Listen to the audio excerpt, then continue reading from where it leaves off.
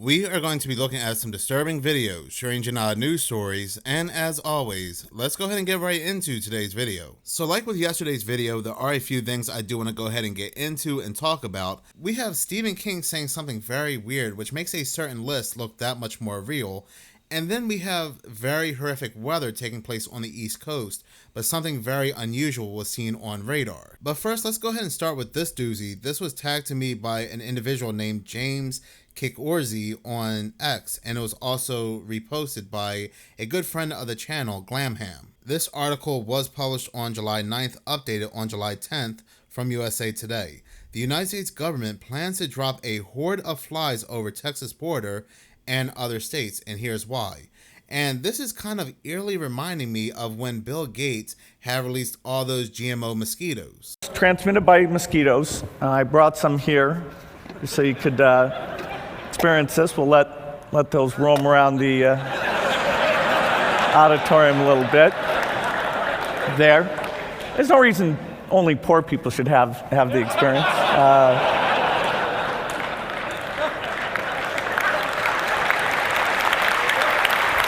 Those mosquitoes are not infected, but...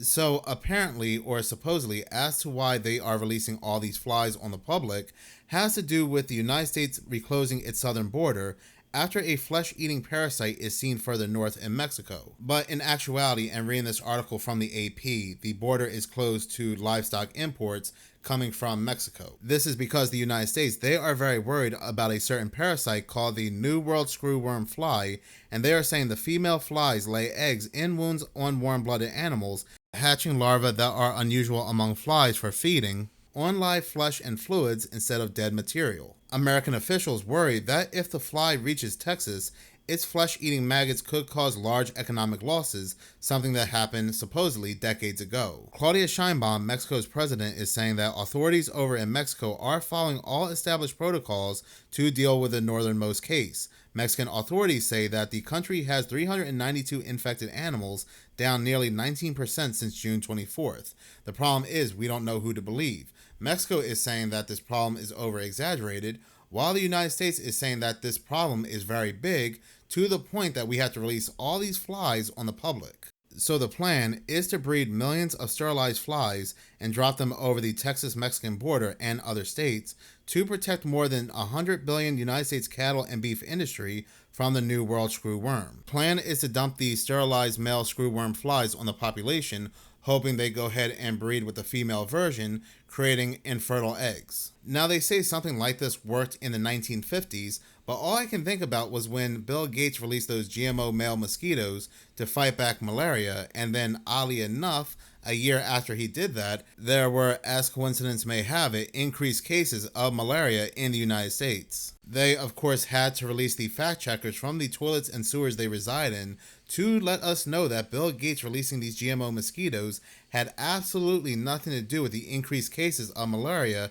in the United States, even though, oddly enough, releasing these mosquitoes was supposed to fight something like that. So that's why I'm kind of iffy about these GMO flies. They're also saying that the screwworm fly can also infect other wildlife, including deer and pets. So who knows what they're truly going to release from these planes. And again, I don't trust any form of government. But talking about cattle, you want to know something weird? And this story is coming out around the same time as this story. There were a bunch of red heifers, a red heifer herd, coming from Israel and crossed over to Lebanon. And Lebanon is very worried that this could be some kind of biological attack, some kind of biological weapon. This article was published by Turkey Today on July 14th, and it goes on to say dozens of Israeli cows accidentally crossed into Lebanon through a gap in the border fence near the towns of Ramya and Atya Ashab in the south of the country. The entry of the cows into Lebanon led to conspiracy theories among extremist Jews, as they believe the red heifer might refer to the end times. The Lebanese authorities expressed concern over potential biological threats, including the risk of disease or the presence of biological weapons. United Nations Interim Force in Lebanon forces are currently working to return the cattle. Conflicting reports emerged over whether the Israeli army had intentionally allowed the cows to cross toward the Lebanese towns through the Khalat Warday area, or whether the animals had wandered in accidentally through gaps in the border fence, reportedly created by Israeli forces for nighttime excursions into Lebanese territory. So the Lebanese, they are worried that these cows coming from Israel are carrying some kind of infectious disease or infectious parasite, and at the same time, the United States, they are worried that these cows over in Mexico might be carrying some kind of parasite or infectious disease, where they are now releasing these GMO flies onto the public. So the timing is very interesting, to say the least. Somebody left a comment, isn't there a card like that in the Illuminati card game, the game of conspiracy? A card game I've spoken about quite often, and there sure is. This card right here, flesh-eating bacteria, and they actually consider it an attack. Disaster, this is an attack to destroy any place. It does not require an action. Its power is 20. This is not an instant attack. Any science group can like, for aid example, the target this very place. creepy post The by Center of Stephen Disease King Control has on triple the X, power to which aid he the posted target today, place. July 15th If the at attack 9:07 succeeds, a.m. the target The is client list devastated. is real. But on to so other is topics. the Tooth Fairy and Santa Claus. So essentially what he's saying is that if you believe that this list is real, then you also believe that Santa Claus and the Tooth Fairy and a bunch of other fictional characters also happen to be real. And the question happens to be, why would he post this? Why? He didn't have to post it, but he did. But here's the thing about Stephen King. Stephen King is one of Trump's biggest critics. Take, for example, and this is the perfect example, this article that was published by Newsweek just recently on May 31st, 2025. This article is titled, Stephen King's Post Trolling Donald Trump Takes Off Online. The article continues to say, Stephen King's latest jab at President Donald Trump has racked up more than 1.5 million views on social media in just a day. The post, Taco, Trump Always Chickens Out, comes as taco memes mocking the president have taken off online over the president's tariff policies. So again, he's making memes about Donald Trump chickening out over the tariffs, but when it comes to the Trump administration chickening out over the files, the client list, well, Stephen King is oddly in defense of Donald Trump out of nowhere, right? Because basically Trump's administration ran on the fact that they were going to expose this. Phase 1 of the files, we're expecting phase 2 and phase 3, the client list. And when he does not, and he tells everybody to stop talking about it, one would expect somebody like Stephen King to make memes like, here's Taco once again, backing out of the files. But he doesn't. He does the opposite. That is very weird. And if you were to see my lips right now, they have a certain inflection because I'm emphasizing on the word weird. He is basically saying, I am right there with you when it comes to all this stuff against Trump, but when it comes to Jeffrey and stuff that's supposed to be released about Jeffrey, well, that's just going right into imaginary land. Even this person says, Lori Love on X, this is the first time Stephen King is standing with Trump. Not shocking. Now, I mean, this is probably the creepiest thing that Stephen King has written in a long time. And this is what people are replying to his post. How are you going to be heavily against Donald Trump this whole time to the point you're making memes? And yet, when it comes to something as serious as this big government cover-up that involves children, child trafficking, child assault, something that Ghislaine was arrested for, now you're going to say, if you believed it, well, you believed in the Tooth Fairy, you believe in Santa Claus. This is probably the most wild thing I'm probably going to see today, if not all week. Because how did he think that this was going to be a win? How did he think this post was going to win over people? There's no way. This has to be a distraction. This whole thing has to be a distraction. I'm not talking about what happened on the island or what happened involving Jeffrey, because that was very real. But this whole, we're going to go ahead and investigate it, drain the swamp, bring people down, and these whole posts from these people that dislike Trump, but now Ali coming to his defense, they have to be a distraction, because there's no way he thought that people were going to agree with this post. This has to be, what's that phrase called, honey something, a honeypot, where I feel like I'm being lured or decoyed into a trap, distracted away from something else that's happening in the background. Because again, what was the purpose behind this post besides having our attention and focus and rage on this post? Because this clearly makes him look guilty. This clearly makes the list look that much more real, and this clearly looks like Stephen King was on it.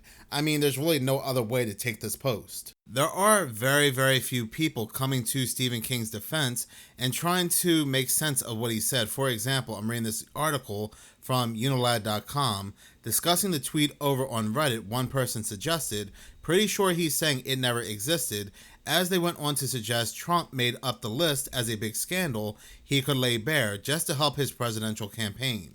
Maybe he's saying that the list never existed and Trump just used the list to win the election, a second social media user agreed, adding that's pretty strange. But at the end of the day, these people do not realize is that Stephen King is still suggesting that the list doesn't exist, that what happened on the island never happened. I mean, that is absolutely a nut job way to try to spin this, because you are a fan of Stephen King. Now, if he had said that if you believe that the investigation was real, then you believe in Santa Claus and the Tooth Fairy, now that's something I can understand. But he clearly says the list. You have other people that are saying, well, if the list was real, why didn't Democrats use it to expose Trump? And people just do not realize that the right wing and the left wing, they are controlled by the same head, the same bird. And it's not just people who are in politics that were on the list. This list involves a lot of people, whether it's Democrats, Republicans. There are some very, very big players on that list that go along both sides. And I'm very interested if any more of these people from Hollywood or big media who have criticized Trump for every little thing will now come to his defense when it comes to Jeffrey. But come to find out, it's not just Hollywood. We have these right-wing commentators who are very pro-Trump, but we're speaking out against how they were handling the list, the files, but now they are saying they are done talking about it because Trump supposedly gave them a phone call and told them to stop talking about it. For example, this article right here from The Independent, which was published on July 14th, Charlie Kirk says, I'm done talking about Jeffrey. After Trump called him over the weekend, the president reportedly called up influential right-wing media personalities and asked them to pull back on their criticism of Pam Bondi amid the continued uproar over the Jeffrey memo. Because a lot of these right-wing podcasters who said they were going to go ahead and talk about this subject are now saying ever since they got the phone call, they're now going to go ahead and pull back and not talk about this subject. And me, no, I don't care if you're Trump. I don't care if you're Jeffrey. I don't care if you're Biden. I don't care if you're Obama. I don't care if you're their meemaws, their peepaws. I don't care who you are. You're not going to tell me what I can and cannot talk about. That makes you look even more suspicious. And matter of fact, I would make a video telling people how you told me not to talk about the subject, and I would make 2 more videos after that. Loyal followers or subscribers of these right-wing podcasters are telling them they're disgusted, they're unsubscribing, and so forth. The turncoats are coming. The whole thing is just downright creepy. There are even people out there saying that some of these right-wing influencers may be even on the list. Anyone trying to get you to forget about the list is on the list. Now, I don't know if he's on the list or not. We don't know what he was really told. Maybe he was threatened. We don't know. But these are what people who are subscribed to these right-wing podcasters are saying on their videos. This is absolutely crazy. And again, to suggest that the list does not exist in any way, shape, or form, no matter how you spin it, is just not good. It's not good. Kevin Spacey, someone who has his own quote-unquote allegations, someone who has admitted to flying on Jeffrey's planes, is now calling for the release of the files on X, doing some kind of reverse psychology because he knows the files will not be released. This is absolutely wild what we're seeing right now. But in this next creepy segment, we are going to go ahead and talk about the weather.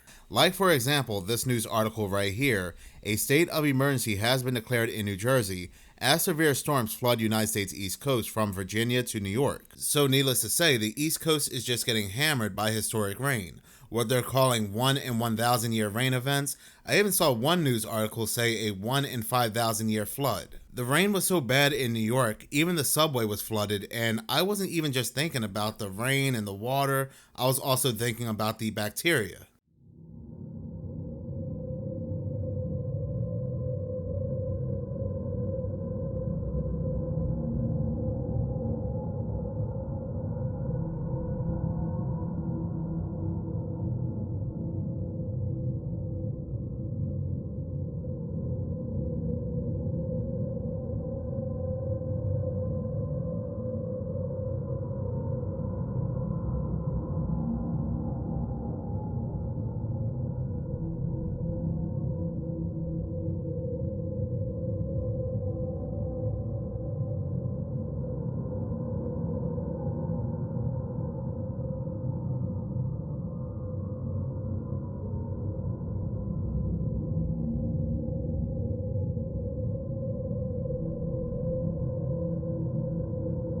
Do not know how people are remaining this calm. I would have snot and bubble guts all over that train, but that's just me. People are even saying how this looks like a ride from Universal. But when it comes to this historic rainfall flooding that nobody has ever seen before, prior to this, a lot of people were seeing very strange anomalies on the weather radar systems. This individual yesterday, Feral Cat Dad, he made a video and he was kind enough to tag me in it because he was watching the weather radar system for the East Coast when he noticed this anomaly that appeared that kind of looked like the anomaly that flew over Washington, D.C.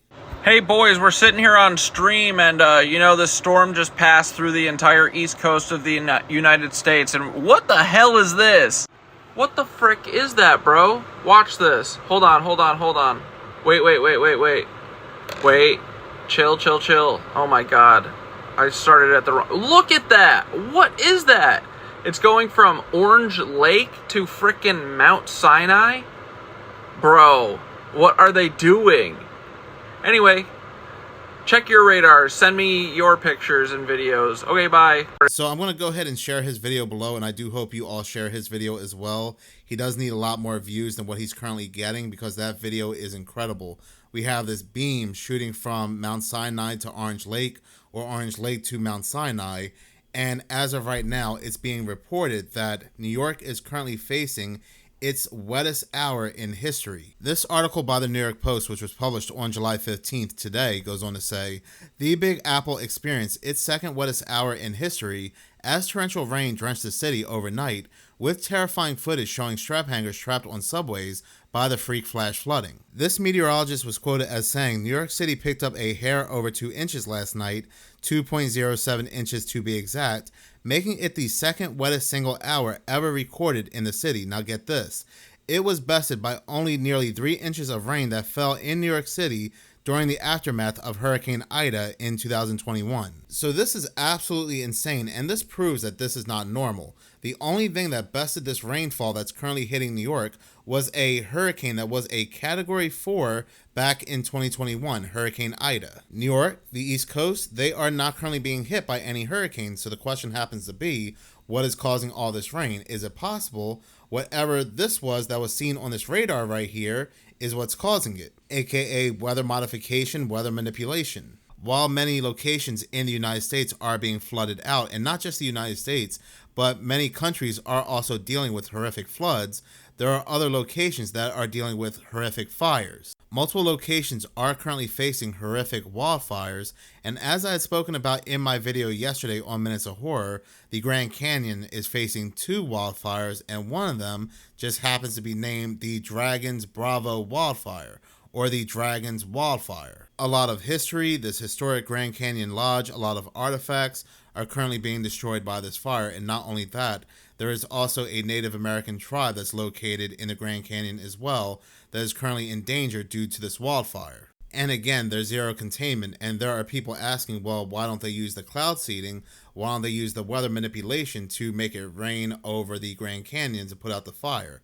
And my thing is, why would they? Why would they want to put out a fire that they started? I mean, they even named the fire the Dragons Bravo Fire, and the Grand Canyon has nothing to do with a dragon. This very interesting video comes from Glamham Radio on YouTube, or Glamham 2.0 on TikTok, where she looks at some very interesting things that happened prior to the floods over in Texas, New Mexico, and so forth. There's a few things that bother me about this whole thing. I put a video up with quite a bit of information and got one of these guys. The video is now on YouTube and X, so make sure you're following me there. There is this NATO plane that showed up to do a whole bunch of stuff in Roswell, and it's a tanker, so the tanker can also be fitted out to do other stuff, and it could be completely innocent. They could be doing testing of drones, they could be doing some sort of atmospheric testing, but the timing, and then they could also be doing some assistance, NATO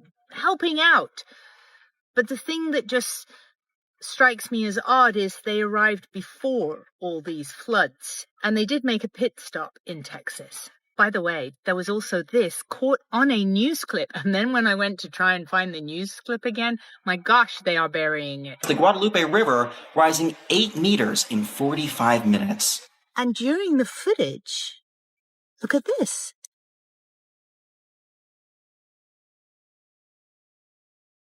Well, that's odd.